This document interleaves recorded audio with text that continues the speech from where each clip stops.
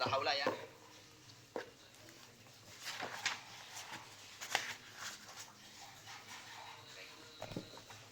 La haula wala quwata illa billahi al azim. Kemarin udah dijelaskan ya. Secara makna umum dari lafaz la haula wala quwata illa billahi alil azim itu tidak ada daya dan tidak ada kekuatan kecuali dengan pertolongan Allah. Allah dat yang tinggi dan Allah dat yang agung. Artinya bagaimana? Artinya gini. Yang dimaksud tidak ada daya dan tidak ada upaya. Artinya la tahaula an ma'siyatillah illa bi'aunillah. Artinya kita tidak memiliki daya dan upaya untuk meninggalkan maksiat kepada Allah kecuali dengan pertolongan Allah. Di jam ini, di detik ini, di hari ini, lihat, di tahun ini kita tidak bermaksiat kepada Allah bukan karena kita hebat, paham nggak Ustaz Adit? Tetapi karena ada pertolongan Allah. Itu yang dimaksud la haula. Jadi la haula itu tidak ada daya upaya bagi kita sebagai orang yang hina untuk meninggalkan maksiat kecuali didasari dengan pertolongan Allah. Dan wala quwata illa billah. Artinya wala quwata ala taatillah illa bi'aunillah. Itu pun sama. Kita manusia yang hina tidak memiliki kekuatan untuk taat kepada Allah kecuali itu pun didasari dengan pertolongan Allah. Artinya bagaimana? Artinya ketika kita sadar bahwa kita itu tidak memiliki kekuatan untuk taat kepada Allah, maka kita tidak akan bangga diri saat ketika melakukan kebaikan. Karena apa? Karena hakikatnya itu apa? Unsur atau didasari dengan pertolongan Allah. Seperti contohnya, kita belajar yang padahal secara notabene-nya Ustaz Adit, di jam sekarang itu, di Mesir kan jam 9 ya. Itu kan enaknya rebahan, scroll TikTok, scroll IG, dan lain-lainnya. Sebetulnya ya, kenapa kita itu memiliki kekuatan untuk belajar di jam sekarang? Ya karena itu ada pertolongan Allah. Kalau tidak ada ya gak bakalan. Itulah yang dimaknai dengan la haula wala quwata illa billahi aliyil azim. Nah, kemudian sebetulnya kemarin kan gak cukup ya waktunya ya. Dari lafaz la haula wala quwata itu ada kisah yang unik Ustaz Adit. Antum mungkin bisa buka syarahnya. Salah satu keutamaan daripada la haula wala quwata illa billahil azim. Dulu Ustaz Adit. Ada riwayat yang dimana riwayat itu bersumber di dalam hadis Mi'raj. Hadis Mi'raj. Artinya gini. Lamma ra'a Rasulullah sallallahu alaihi wasallam Sayyidina Ibrahim.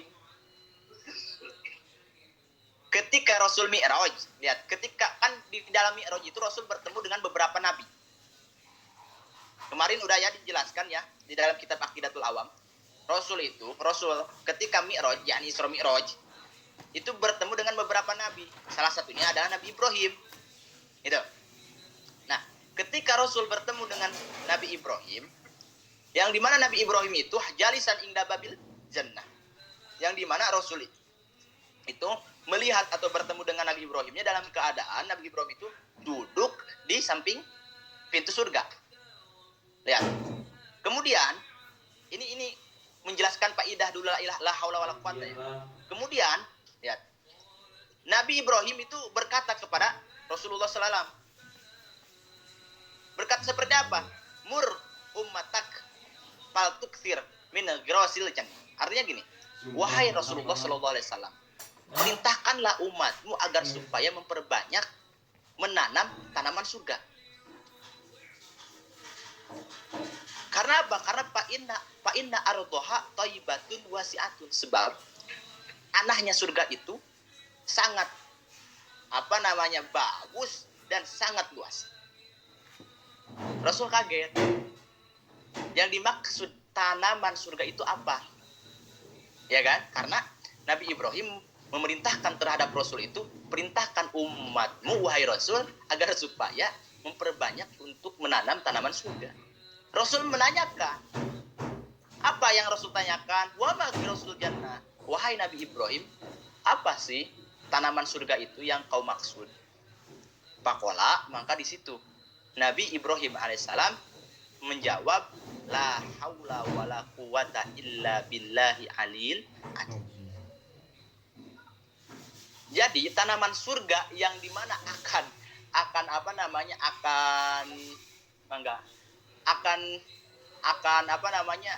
tumbuh di surga itu, ternyata Ustaz Adit bukan rumput yang layaknya ada di dunia, tetapi apa? Tetapi la haula wala quwata illa billahi alil azim. Artinya kita harus memperbanyak di dunia ini membaca la haula wala quwata illa billahi alil azim. Karena apa? Karena itu merupakan tanaman daripada tanamannya surga.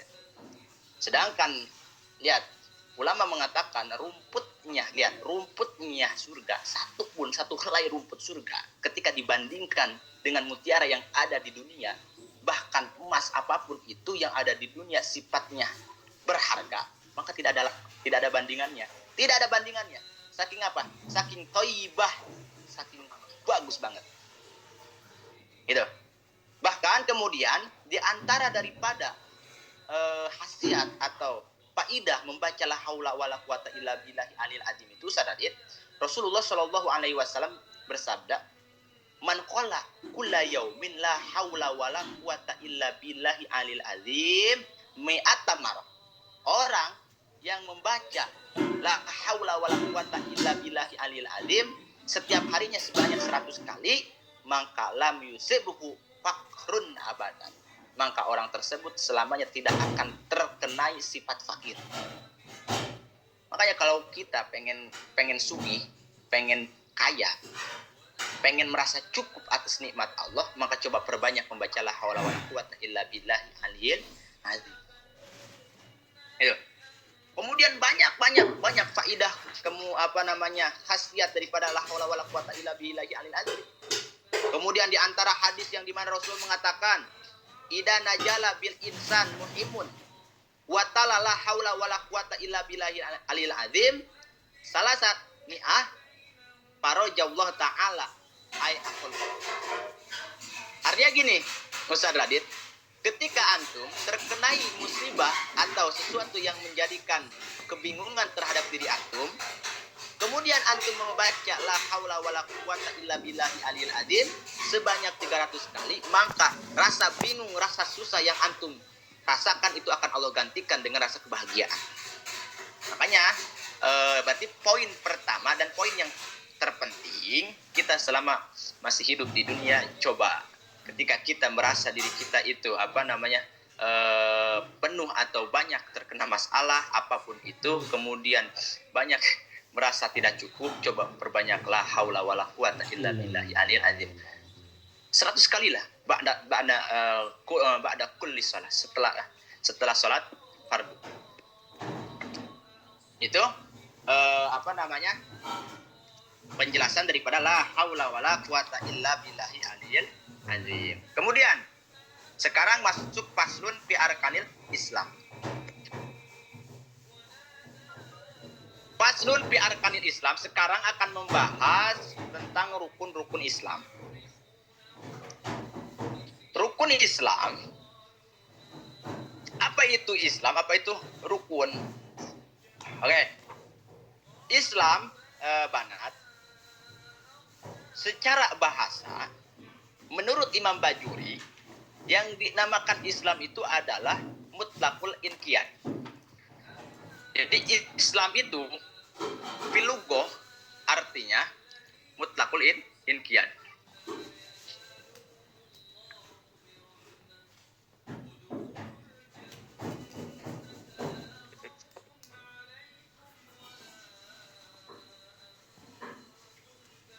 Sorry. Ini al-inqiyad.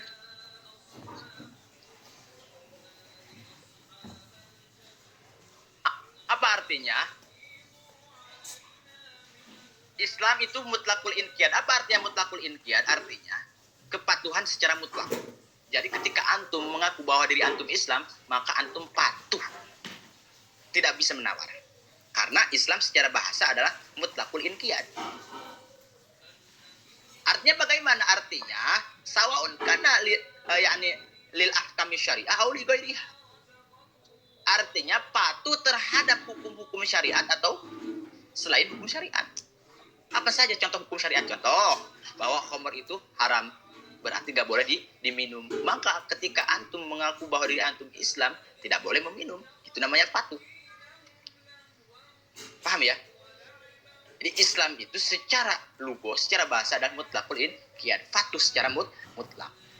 Wa syar'an, menurut syara, definisi Islam itu adalah yakni al-inqiyad lil ahkam syariah. Islam itu merupakan suatu tundukan yang dimana tunduk terhadap hukum-hukum syariat.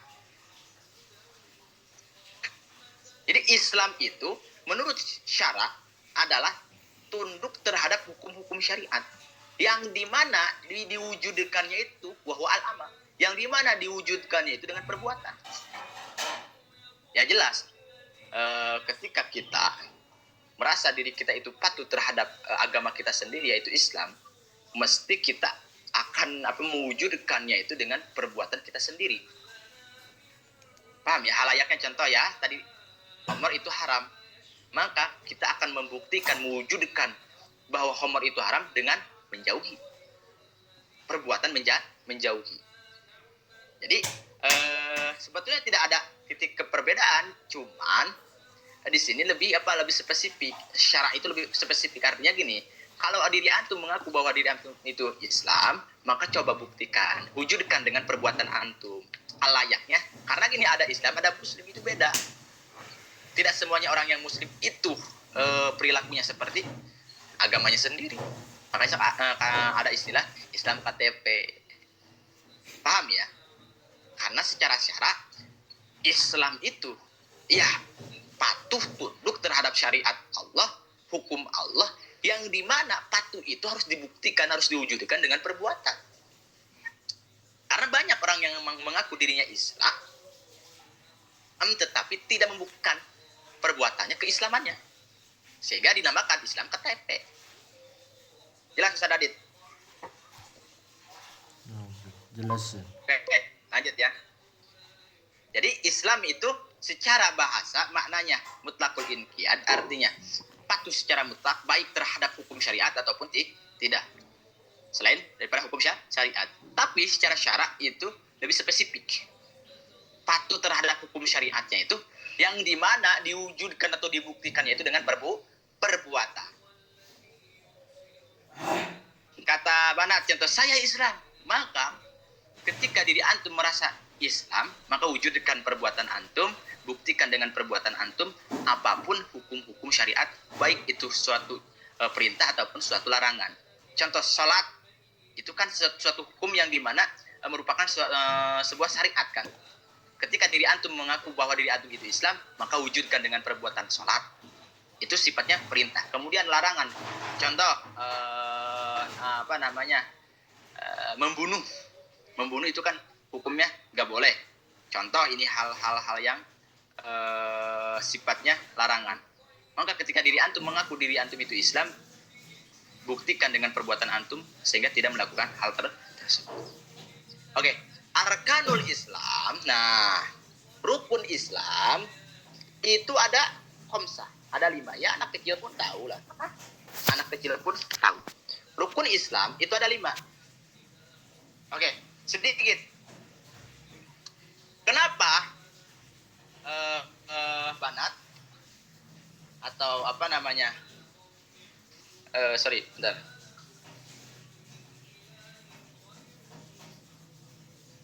Kenapa rukun Islam itu ada 5? Jelas gak suara anak? Jelas. Aduh, bentar ini ada yang call dulu.